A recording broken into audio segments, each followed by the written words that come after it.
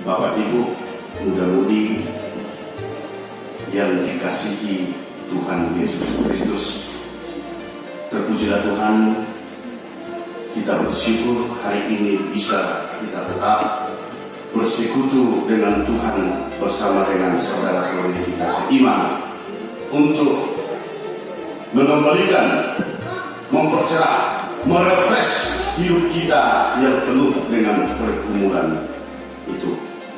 Bapak Ibu yang terkasih, ada pernah menyangkut dengan hukum. Saya pernah dengarkan itu dikatakan HKMS. Apa ini pikiran saya? Karena pasal demi pasal sudah dibaca menyangkut dengan hukum pidana. Pasal demi pasal sudah saya baca menyangkut dengan hukum perdata. Tidak ketemu yang dikatakan HKMS. Ternyata Bapak Ibu dengan mudah-mudi hal itu yang sudah biasa kita dengarkan dan sudah biasa kita ketahui. Apa itu? Yaitu hukum keinginan manusia sadar. Rupanya ada hukum adat, ada hukum lingkungan, ada hukum agama, ada hukum nasional yang menjadi aturan di dalam menjalankan roda kehidupan kita. Ternyata ada juga lagi yang dikatakan hukum keinginan manusia sadar. Mungkin Bapak Ibu ini sudah sering terdengar hukum apa itu. Mau tidak mau, senang atau tidak senang, tetapi itulah menjadi sesuatu kenyataan bahwa HKMS itu adalah menjadi suatu hukum yang tidak bisa dipungkiri oleh orang-orang yang masih sadar. Apa bunyinya hukum keinginan manusia sadar itu dari Bapak Ibu? Bahwa hukum itu mengatakan setiap manusia yang sadar pasti menginginkan yang terbaik dan yang terbaik lagi. Kalau kita demikian, betulkah hukum keinginan itu seperti itu? Kalau kami berkata sangat betul. Andaikan ada penilaian 1000, kami akan memberikan nilai 1000 untuk Anda yang sudah memberikan bahwa hukum keinginan itu adalah tidak bisa dipungkiri, selalu menginginkan yang terbaik dan yang terbaik lagi. Apa itu Bapak Ibu dengan mudah-mudi yang dikasihi oleh Tuhan kita? Contoh daripada yang diinginkan oleh manusia yang sadar itu tadi, bahwa manusia itu pasti menginginkan kehidupan yang sejahtera. Manusia itu pasti menginginkan hidup yang bersukacita. Manusia itu pasti menginginkan hidup yang penuh dengan kedamaian. Manusia itu pasti menginginkan hidup yang tetap sehat-sehat. Jadi saya betul-betul keasikan saya melihat ibu-ibu di Jalan Now dengan caranya itu tadi untuk menjaga kesehatan itu tadi dengan menggerakkan seluruh organ-organ tubuh. Puji Tuhan, itu menjadi suatu yang betul-betul itu disuprasi. Saya betul-betul bangga, cuma agak malu saya mengikuti di rumah seperti itu dengan cara itu tadi, bagaimana supaya kesehatan itu terjadi. Kenapa itu dilaksanakan Bapak Ibu? Tujuannya karena keinginan manusia itu tadi, saya ingin sehat. Kepala di bawah kaki di atas dilaksanakan orang untuk bekerja pagi dan siang dan malam. Tujuannya untuk apa? Untuk mendapatkan yang terbaik supaya keluarga itu dapat berkecukupan, supaya keluarga itu dapat menghidupi keluarganya. Maka dikatakan Bapak Ibu bahwa HKMS itu adalah betul-betul hukum keinginan manusia yang sadar itu tadi masih tetap selalu menginginkan yang terbaik dan yang terbaik. Ingin punya uang banyak, ingin hidupnya damai, ingin bersukacita, ingin keluarganya sukses, dan ingin mempunyai hal-hal dihargai oleh orang-orang lain. Ini hal-hal yang terbaik yang dikatakan hukum keinginan manusia itu tadi Bapak Ibu yang dikasihi oleh Tuhan. Seturut dengan perjalannya waktu itu tadi, proses demi proses, keinginan untuk mendapatkan yang terbaik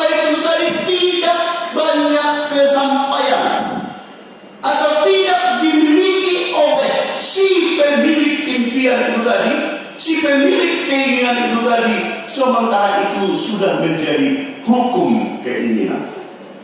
Kenapa tidak didapatkan Bapak Ibu?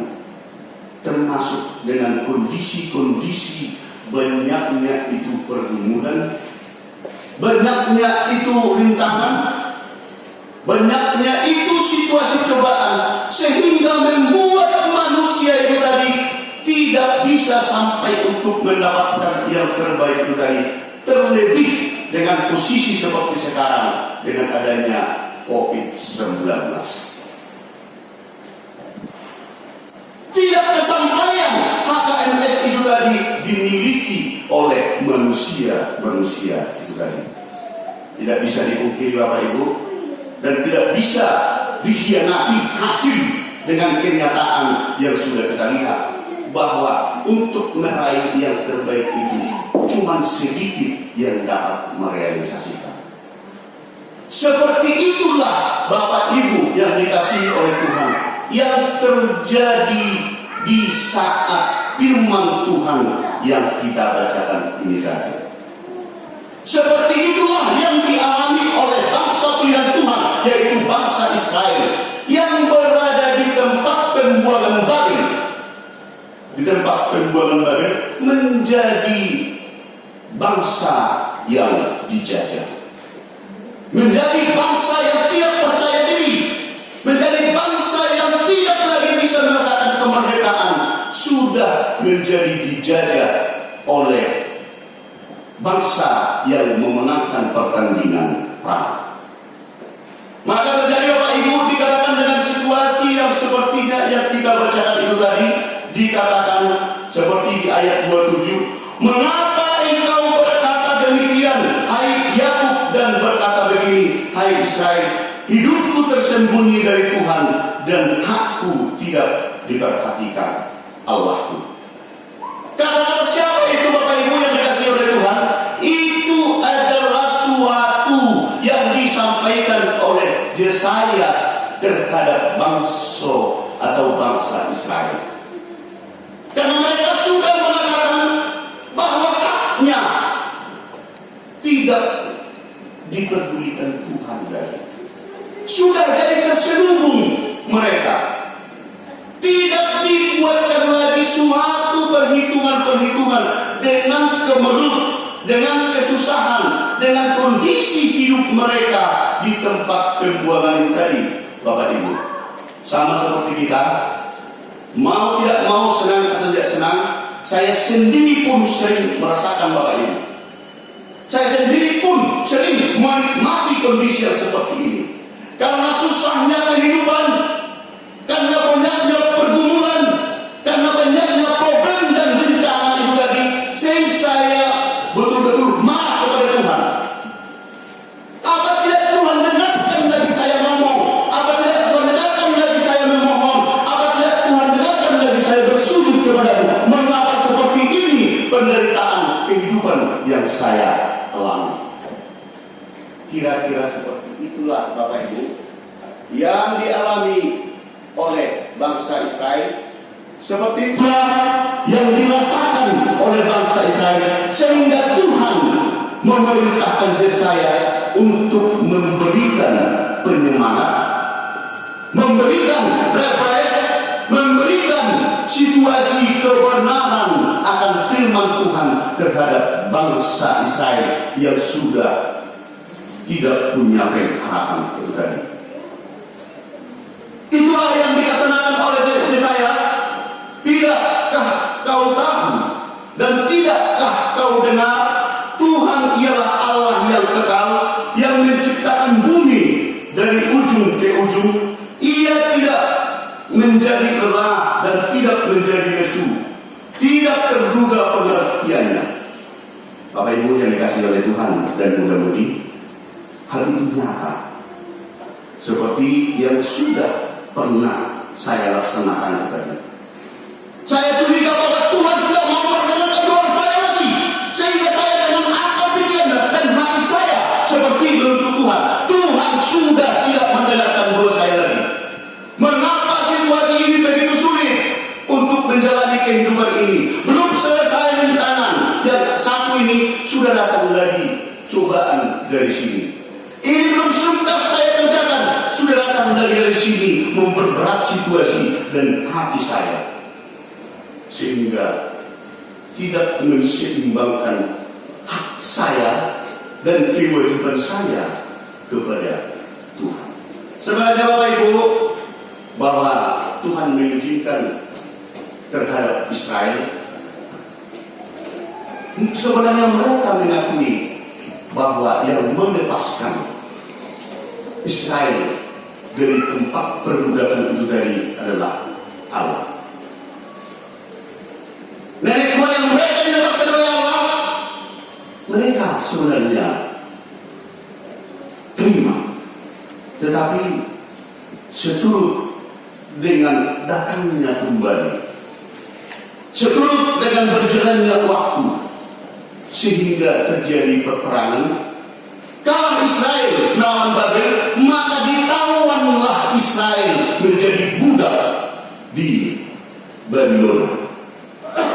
Kondisi yang seperti zaman prihatin itu menjadi suatu kekecewaan, keraguan dengan bangsa itu, bahkan sampai berpikir bahwa Allah tidak sanggup lagi untuk membantu kami.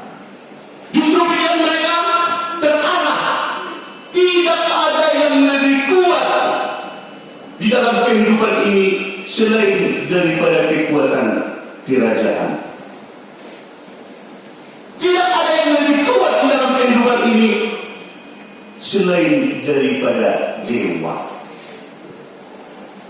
Mereka sudah hampir berpaling dengan kuasa dari Allah. Mereka sudah mulai berpaling dengan kondisi kehebatan anugerah Allah. Mereka berprinsip tidak sanggup dari Allah untuk membantu mereka, karena sudah lebih kuat dewa dan raja di saat itu. Tuhan menyuruh saya untuk menyampaikan benar Allah itu maha kuat, maha mulia, dan Allah itu adalah pencipta langit dan bumi. Dia yang memberi kekuatan kepada yang lelah dan menambah semangat kepada yang tidak berdaya. Bukan berspekulasi atau bukan mengucapkan ketidakbenaran. Dengan kondisi yang seperti ini Bapak Ibu, saya yakin di antara kita yang berkumpul bersyukur kepada Tuhan, terkadang kita merasakan seperti yang dirasakan oleh bangsa Israel. Karena kalau kita ikuti semuanya sesuai dengan peraturan yang ada, yang dilaksanakan oleh pemerintah, sudah cukupkah kita mengikuti supaya diam di rumah saja? Kurangi pertemuan, kurangi ketemu fisik. Sementara terlalu kita senang anak menurut kalian, mereka bertuduk doge nama menurut. Apa mampu saya menghadapi kondisi cobaan di dunia ini, terkhusus yang terjadi di DKI ini? Ini memberatkan pemikiran, sehingga terjadilah kegelisahan, gelisah. Terjadilah itu pikiran yang suntuk. Terjadilah itu emosi yang memuncak. Bukan cuma saya kira. Maaf, beras tinggal 3 kilo lagi, sekali masak jadi sudah hari. Sementara datang lebih dari sana. Kantong-kantong daripada cara kita untuk mencari kehidupan, untuk menghidupi keluarga kita, sebagian itu tidak bisa kita lanjutkan. Terjadilah kecemasan, terjadilah kebimbangan, terjadilah emosi, bahkan kebingungan. Sampai seperti yang dialami oleh Israel, tidak punya harapan lagi. Maka Yesaya mengatakan Allah itu maha penolong. Seperti Raja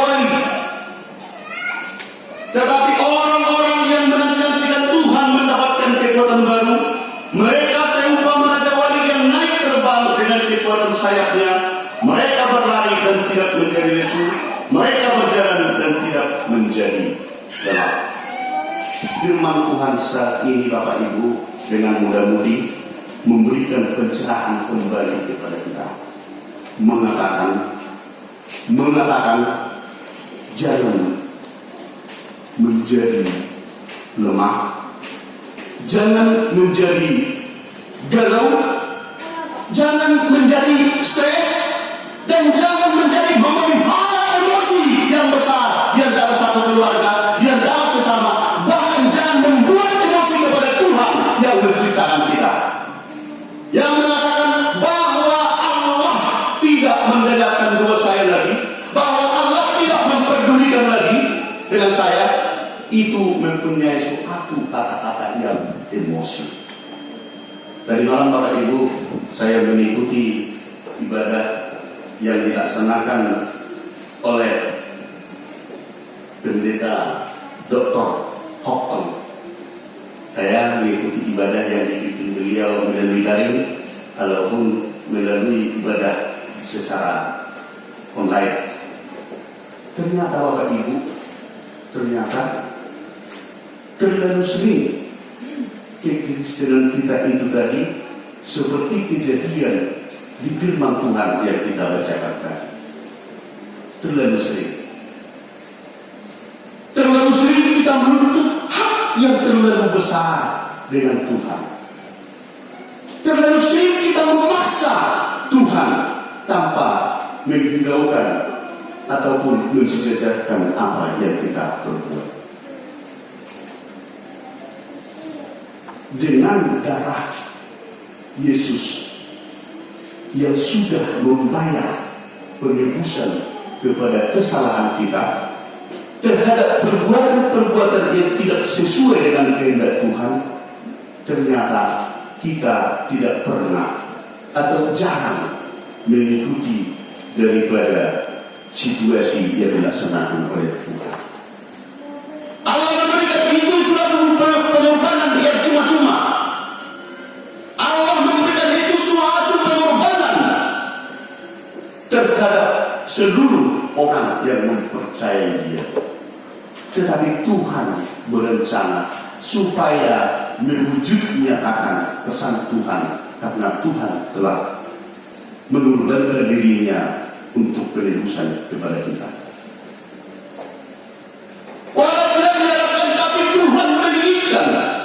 Bahwa Tuhan telah menjerdikkan kehidupan kita, ternyata dikatakanlah itu bentuk utang. Jadi mungkin kalau ditanya, ada enggak utangmu? Sebagian mungkin mengatakan, saya tidak ada.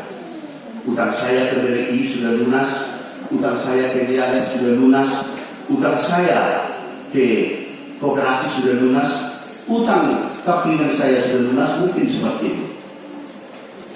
Di dalam firman Tuhan, di dalam iman mengatakan ada rupanya utang kita yang tidak pernah atau jarang kita ingat.